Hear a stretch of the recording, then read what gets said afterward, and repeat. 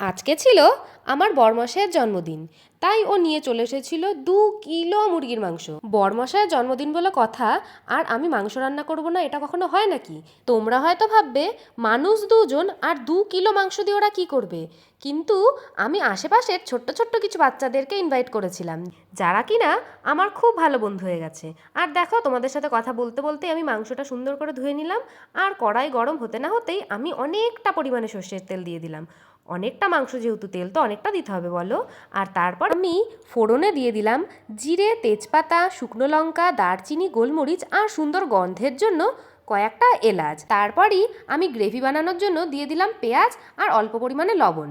আর তোমরা তো জানোই আমার কাছে মিক্সি বা শিলনোড়া নেই, তাই আমি গ্লাসের মধ্যে আদা আর রসুন থেতো করে নিলাম। আর এদিকে দেখো, আমার পেঁয়াজ তো ভাজা ভাজা হয়ে গেছে, আর আমার থেতো করা আদা রসুন দিয়ে কিছুটা নেড়েচেড়ে আমি অ্যাড করে দিলাম জিরের গুঁড়ো, হলুদ গুঁড়ো, লঙ্কা গুঁড়ো আর অল্প পরিমাণে ধনে গুঁড়ো। তারপর আমি ভালোভাবে নেড়েচেড়ে নিচ্ছি যাতে কড়াইয়ের নিচে লেগে না যায়, না হলে কিন্তু টেস্ট একদম খারাপ হয়ে যাবে গ্রেভিটার। আর তারপরেই আমি এই গ্রেভির মধ্যে অ্যাড করছি অল্প পরিমাণে চিনি। যে কোনো তরকারিতেই চিনি দিলে কিন্তু টেস্ট খুব বেড়ে যায়।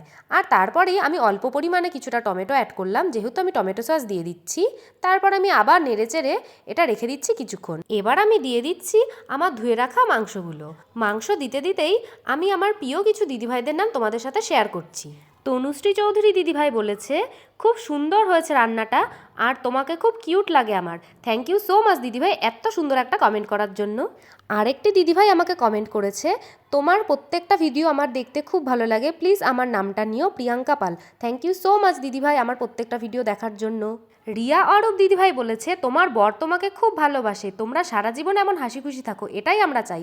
থ্যাংক ইউ সো মাচ দিদিভাই আমাকে এত সুন্দর কমেন্ট করার জন্য। ইন্দ্রা মণ্ডল দিদিভাই বলেছে, তোমার প্রত্যেকটা ভিডিও আমার খুব ভালো লাগে বোন, আমি আসাম থেকে বলছি। থ্যাংক ইউ সো মাচ দিদিভাই আমার ভিডিও দেখার জন্য আর আমাকে সুন্দর সুন্দর কমেন্ট করে আমার পাশে থাকার জন্য। তোমাদের সাথে কথা বলতে বলতে দেখো আমার মাংসটা প্রায় কষা হয়েই গেছে।